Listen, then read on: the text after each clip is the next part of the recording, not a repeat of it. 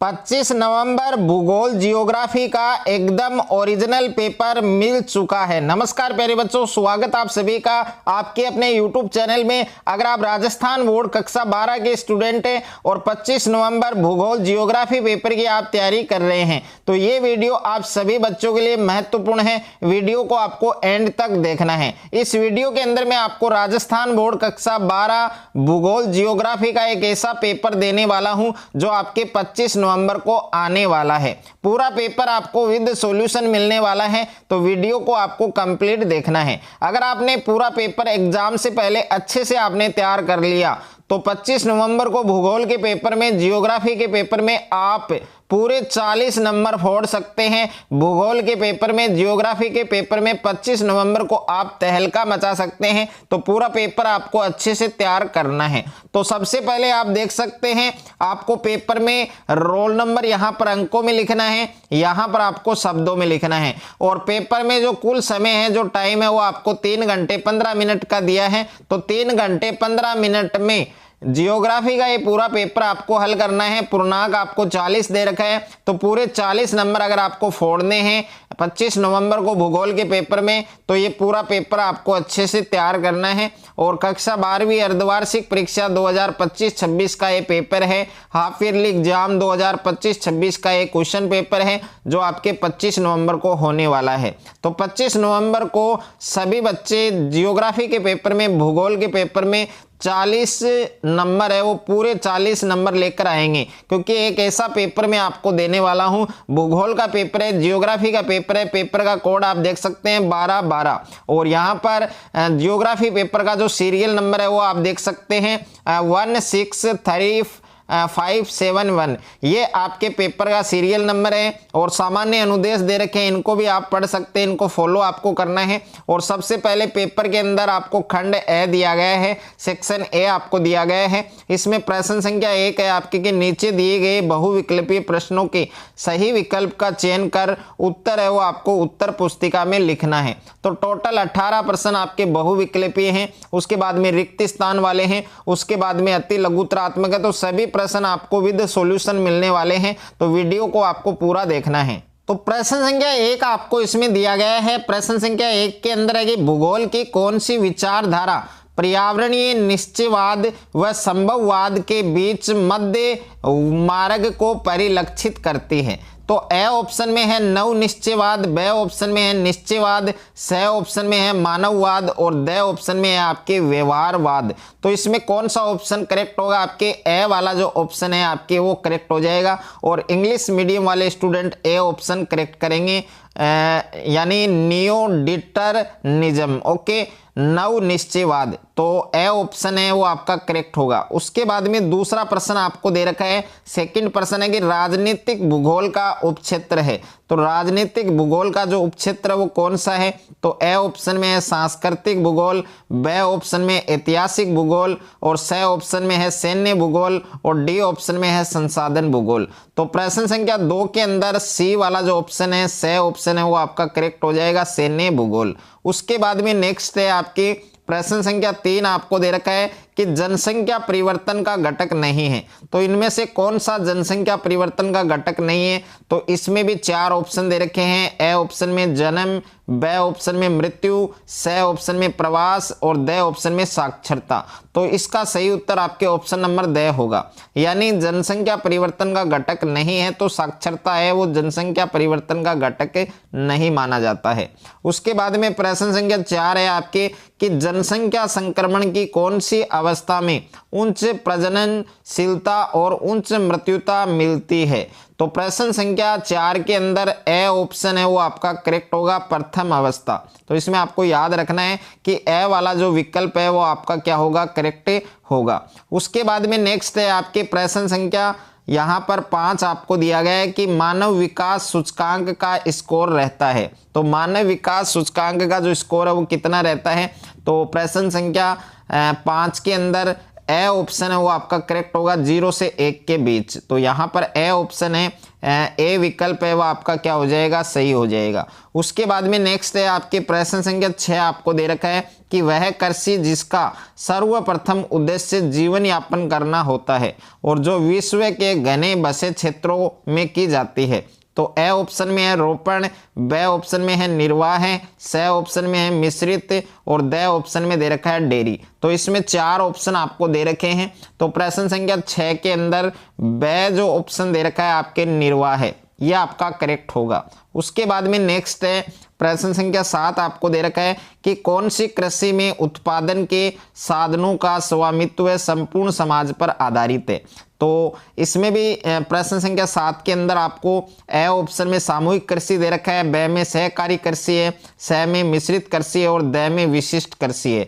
तो प्रश्न संख्या 7 के अंदर ए ऑप्शन आपका करेक्ट होगा, सामूहिक कृषि। ओके, उसके बाद में नेक्स्ट है आपके प्रश्न संख्या 8 आपको दे रखा है कि अंगूर उत्पादन कौन सी कृषि की विशेषता है।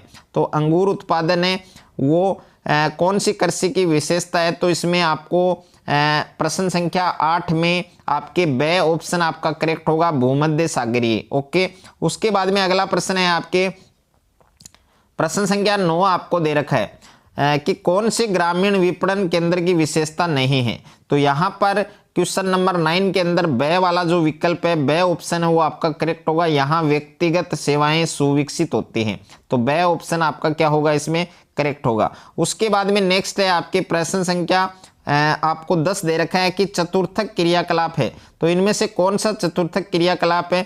तो अनुसंधान, अनुसंधान है वो कौन सी श्रेणी में आता है, चतुर्थक क्रियाकलाप में आता है। तो इसमें द ऑप्शन आपका करेक्ट होगा। उसके बाद में प्रश्न संख्या 11 आपको दे रखा है कि कौन से पतन बड़े परिमाण में सामान्य नौभार का थोक में प्रबंध करते हैं। तो 4 ऑप्शन आपको दे रखे हैं। तो क्वेश्चन नंबर 11 के अंदर आपको ए ऑप्शन आपका करेक्ट होगा, विस्तृत पतन। तो विस्तृत पतन आपको ध्यान रखना है। उसके बाद में प्रश्न संख्या 12 आपको दे रखा है कि कौन सा संगठन विश्वव्यापी व्यापार तंत्र के लिए नियमों को नियत करता है। तो ए ऑप्शन आपका सही होगा, विश्व व्यापार संगठन। तो ए ऑप्शन है वो आपका क्या होगा, इसमें करेक्ट होगा। उसके बाद में प्रश्न संख्या 13 है आपके कि भारत में कुल जनसंख्या के अनुसार राज्यों का सही घटताक्रम कौन सा है। और 2011 की जनगणना के अनुसार आपको बताना है। तो उत्तर प्रदेश, महाराष्ट्र, बिहार, यानी ए ऑप्शन आपका क्या होगा, इसमें करेक्ट होगा। उसके बाद में प्रश्न संख्या 14 है आपके सारे आपके इसमें सारे प्रश्न आपको याद करने हैं। प्रश्न संख्या 14 है कि भारत में कौन से दशकों को जनसंख्या की स्थिर वृद्धि की अवधि के रूप में जाना जाता है। तो इसमें होगा 1901 से 1921, यानी बी ऑप्शन है प्रश्न संख्या 14 में वो आपका क्या होगा, करेक्ट होगा। उसके बाद में देखिए प्रश्न संख्या 15 है आपके भारत में सुदूर जंगलों में एकाकी झोपड़ियों के रूप में बसी हुई जो बस्तियां हैं वो क्या कहलाती हैं। तो ए ऑप्शन में गुच्छित बस्तियां, बी ऑप्शन में अर्ध गुच्छित बस्तियां, सी ऑप्शन में पल्ली बस्तियां और द ऑप्शन में प्रक्षिप्त बस्तियां। तो इसमें कौन सा ऑप्शन करेक्ट होगा। तो सभी बच्चे कमेंट बॉक्स में इसका आंसर देंगे और जो स्टूडेंट इसका करेक्ट आंसर देगा तो उसका जो कमेंट है वो पिन किया जाएगा। उसके बाद में प्रश्न संख्या 16 है आपके कि वर्ष 2020 में राष्ट्रीय राजमार्ग पूरे देश की कुल सड़कों की लंबाई का कितने प्रतिशत है। तो आपके 2% है। तो बी ऑप्शन है वो आपका इसमें सही होगा। उसके बाद में प्रश्न संख्या 17 है आपके कि स्वर्णिम चतुर्भुज परियोजना से कौन सा महानगर नहीं जुड़ा है। तो पटना नहीं जुड़ा है। ओके, यानी द ऑप्शन आपका क्या होगा, सही होगा। उसके बाद में नेक्स्ट है आपके प्रश्न संख्या 18 आपको दे रखा है कि निम्न में से कौन सा उद्योग सर्वाधिक जल प्रदूषण करता है। तो जहां पर जल प्रदूषण की बात करें तो कौन सा उद्योग है आपके, चमड़ा उद्योग, यानी ए ऑप्शन आपका करेक्ट होगा। उसके बाद में सेकंड प्रश्न आपको दे रखा है रिक्त स्थानों की पूर्ति कीजिए। तो इसमें पहला है कि मानव भूगोल मानव समाजों और के बीच संबंधों का संश्लेषित अध्ययन है। तो पहला जो रिक्त स्थान है इसमें आपको लिखना है धरातल। पहले रिक्त स्थान में क्या आएगा, आपके धरातल आएगा। ओके, धरातल आपको लिखना है। और उसके बाद में सेकंड आपको दे रखा है यहाँ पर कि विश्व की जनसंख्या का 90% इसके कितने प्रतिशत स्थल भाग में निवास करता है। तो दूसरा जो रिक्त स्थान में रिक्त स्थान में इसमें आपको 10% लिखना है, यानी 10%। तीसरा है आपके किसी क्षेत्र में समय की किसी निश्चित अवधि के दौरान बसे हुए लोगों की संख्या में परिवर्तन को क्या कहा जाता है। तो तीसरा जो रिक्त स्थान है इसमें आपको लिखना है जनसंख्या परिवर्तन। क्या लिखना है प्यारे बच्चों? जनसंख्या परिवर्तन, या फिर इसका दूसरा नाम है जनसंख्या वृद्धि, ये भी आप लिख सकते हैं। जनसंख्या परिवर्तन भी सही माना जाएगा और जनसंख्या वृद्धि है वो भी सही माना जाएगा। प्रश्न संख्या 4 है आपके कि मानव विकास से अर्थ परिवर्तन से होता है। तो इस रिक्त स्थान में क्या आएगा आपके? गुणात्मक, यानी 4 नंबर जो रिक्त स्थान है उसमें आपको लिखना है गुणात्मक। ओके, उसके बाद में नेक्स्ट है आपके प्रश्न संख्या 5 आपको दे रखा है रिक्त स्थान क्रियाएं प्रत्यक्ष रूप से पर्यावरण पर निर्भर हैं। तो इसमें कौन सी क्रिया आएगी आपके? प्राथमिक क्रियाएं। ओके, तो प्राथमिक आपको लिखना है। उसके बाद में प्रश्न संख्या 6 आपके मिश्रित कृषि में फसलोत्पादन के साथ भी किया जाता है। तो इसमें आएगा आपके पशुपालन। इस रिक्त स्थान में आपको क्या लिखना है? पशुपालन आपको लिखना है। उसके बाद में नेक्स्ट है आपके प्रश्न संख्या यहाँ पर 7 आपको दे रखा है ग्रामीण बस्तियों के लोग अपने जीवन यापन व आर्थिक आवश्यकताओं की पूर्ति प्रमुखतः क्रियाओं से करते हैं। तो देखिए ये रिक्त स्थान आपको पहले से फिल किया हुआ मिल रहा है, यानी आर्थिक की जगह रिक्त स्थान था। तो ये प्रश्न सही है, लेकिन इस प्रश्न में त्रुटि की गई है कि यहाँ पर आपको रिक्त स्थान नहीं दिया गया। ओके, तो ये आगे से प्रश्न में मिस्टेक हुआ है। तो इसका जो अंक है बोनस है वो आपको इसमें मिलेगा। और उसके बाद में देखिए 8वां प्रश्न आपको दे रखा है रिक्त स्थान दे रखा है ग्रामीण बस्ती घरों का एक संहत रूप से निर्मित क्षेत्र होता है। तो इसमें आपको क्या लिखना है भाई? 8वां जो प्रश्न है इसका उत्तर सभी बच्चों को कमेंट बॉक्स में फेंकना है। प्रश्न संख्या 9 है आपके जिन सड़कों का निर्माण व अनुरक्षण राज्य सरकारों के द्वारा किया जाता है वे क्या कहलाती हैं। तो इसके अंदर आएगा आपके राज्य राजमार्ग। इसमें क्या आएगा आपके? राज्य राजमार्ग। ये आपको इस रिक्त स्थान में आपको लिखना है, राज्य राजमार्ग, यह आपको रिक्त स्थान में लिखना है। उसके बाद में नेक्स्ट है आपके प्रश्न संख्या 10 है हरिद्वार नगर का उदाहरण है। तो हरिद्वार कौन से नगर का उदाहरण है? तो इसमें आएगा आपके धार्मिक। इसमें आपके क्या आएगा? धार्मिक लिख सकते हैं, या फिर आप तीर्थयात्री लिख सकते हैं, तीर्थ यात्री, ये भी आप लिख सकते हैं। दोनों उत्तर आपके सही हैं। उसके बाद में नेक्स्ट है आपके तीसरा प्रश्न है आपके अति लघुत्रात्मक प्रश्न है। और यहाँ पर पहला प्रश्न है कि प्रवास के 2 अपकर्ष कारक लिखिए। तो प्रवास के 2 अपकर्ष कारक कौन से? एक तो बेहतर रोजगार है और दूसरा है आपके अच्छी शिक्षा, यह आप लिख लेना। दूसरा प्रश्न है संयुक्त राष्ट्र विकास कार्यक्रम के द्वारा प्रयुक्त मानव विकास मापन के 2 महत्वपूर्ण सूचकांक। तो इसमें पहला तो होगा आपके HDI जिसको मानव विकास कहते हैं। दूसरा है आपके MPI जिसको बहुआयामी गरीबी सूचकांक कहते हैं। तो ये 2 सूचकांक है आपके, एक तो मानव विकास सूचकांक, दूसरा है बहुआयामी गरीबी सूचकांक। उसके बाद में देखिए तीसरा प्रश्न है आपके प्राथमिक क्रियाएं किसे कहते हैं। तो इसमें प्राथमिक क्रियाओं की परिभाषा लिखनी है। 4 नंबर प्रश्न है रोपण कृषि की 2 फसलों के नाम। तो रोपण कृषि की 2 फसलें हैं, एक तो चाय है, दूसरी आपके कॉफी है। 5वां प्रश्न है भारत के कोई 2 भाषा परिवारों के नाम। तो एक आपके हिंद आर्य और दूसरा आपके द्रविड़। उसके बाद में 6ठा प्रश्न है वर्ष 2011 की जनगणना के अनुसार भारत का जनसंख्या घनत्व कितना था। तो इसमें आपको बताना है 382, यानी 382 व्यक्ति प्रति वर्ग किलोमीटर। और प्रश्न संख्या 7 जल के पुनर्चक्रण के द्वारा भारत में अलवणीय यानी मीठे जल की उपलब्धता को कैसे बढ़ाया जा सकता है। और उसके बाद में 8वां प्रश्न है विश्व की सबसे लंबी राजमार्ग सुरंग का नाम क्या होगा। तो इसका होगा भाई अटल सुरंग, अटल सुरंग, यह आपको नाम लिखना था। और प्रश्न संख्या 9 है ध्वनि प्रदूषण कौन सी इकाई से नापा जाता है। तो ध्वनि प्रदूषण है उसको हम किस इकाई से मापते हैं? डेसिबल।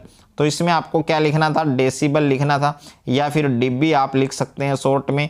और उसके बाद में नेक्स्ट है आपके सेक्शन बी यानी खंड ब। और खंड ब के अंदर सभी प्रश्न आपके किस टाइप के हैं? लघुत्रात्मक हैं। तो इन लघुत्रात्मक प्रश्नों के उत्तर आपको देने हैं। तो यहाँ पर प्रश्न संख्या 4 है स्थानांतरित कृषि की 3 विशेषताएं लिखिए। और 5वां प्रश्न है भौगोलिक चिंतन के विकास में पर्यावरणीय निश्चयवाद को आपको समझाना है। और प्रश्न संख्या 6 है आपके थोक व्यापार और फुटकर व्यापार की तुलना कीजिए। 7वां प्रश्न है नियोजन के 2 उपागम बताइए। और 8वां प्रश्न है राजस्थान जैसे शुष्क जलवायु परिस्थिति वाले राज्य के लिए सूखा संभाव्य क्षेत्र कार्यक्रम विशेष महत्व रखता है, तो इस कैसे रखता है वो आपको बताना है। 9वां प्रश्न दे रखा है आपके अंतर्राष्ट्रीय व्यापार किसे कहते हैं और समय के साथ भारत के अंतर्राष्ट्रीय व्यापार की प्रकृति में क्या बदलाव आया है वो आपको इसमें समझाना है। उसके बाद में वायु प्रदूषण के स्रोतों की व्याख्या करनी है। और 11वां प्रश्न है व्यापार संतुलन से क्या तात्पर्य है। और सेक्शन सी के अंदर आपको दे रखा है यहाँ पर दीर्घ उत्तरात्मक प्रश्न है। तो प्रश्न संख्या 12 है आपके पर्यटन आकर्षण को प्रभावित करने वाले 3 कारक आपको समझाने हैं। 8वां में प्रश्न है बाह्य स्त्रोतन की 3 विशेषताएं। और 13वां प्रश्न है भारत में जल संरक्षण और प्रबंधन पर टिप्पणी लिखनी है। 8वां में प्रश्न है भारत में परंपरागत वर्षा जल संरक्षण की जो 3 विधियां हैं वो आपको बतानी है। प्रश्न संख्या 14 आपको दे रखा है जैव ऊर्जा क्या है, इसकी 2 विशेषताएं लिखिए। और इसके 8वां में प्रश्न है खनिज संसाधनों के संरक्षण पर आपको क्या लिखनी है, टिप्पणी आपको लिखनी है। उसके बाद में सेक्शन डी है आपके निबंधात्मक प्रश्न है आपके। तो प्रश्न संख्या 15 है आधुनिक बड़े पैमाने के विनिर्माण उद्योग की 4 विशेषताएं। और 8वां में प्रश्न है छोटे पैमाने के उद्योग और बड़े पैमाने के उद्योगों की आपको क्या करनी है, तुलना आपको करनी है। और उसके बाद में प्रश्न संख्या 16 है भारतीय कृषि की 4 समस्याओं की व्याख्या कीजिए। 8वां में प्रश्न है भारत में कृषि विकास में प्रौद्योगिकी की जो प्रौद्योगिकी है उसकी भूमिका का आलोचनात्मक परीक्षण है वो आपको देना है। उसके बाद में देखिए नेक्स्ट है आपके यहाँ पर प्रश्न संख्या 17। प्रश्न संख्या 17 है कि दिए गए विश्व की रेखा मानचित्र में निम्नलिखित वायु पतनों को अंकित कीजिए। तो इसमें फर्स्ट है कोलकाता, दूसरा पर्थ है, तीसरा हरारे, 4 नंबर है आपके न्यूयॉर्क। उसके बाद में देखिए नेक्स्ट है आपके प्रश्न संख्या 18 आपको दे रखा है कि दिए गए भारत के रेखा मानचित्र में निम्नलिखित कोयला खानों को अंकित कीजिए। तो कोरबा है, दूसरा बोकारो है, तीसरा तलचर है और 4 है आपके नेवेली। तो जियोग्राफी का ये पूरा पेपर आपको अच्छे से तैयार करना है।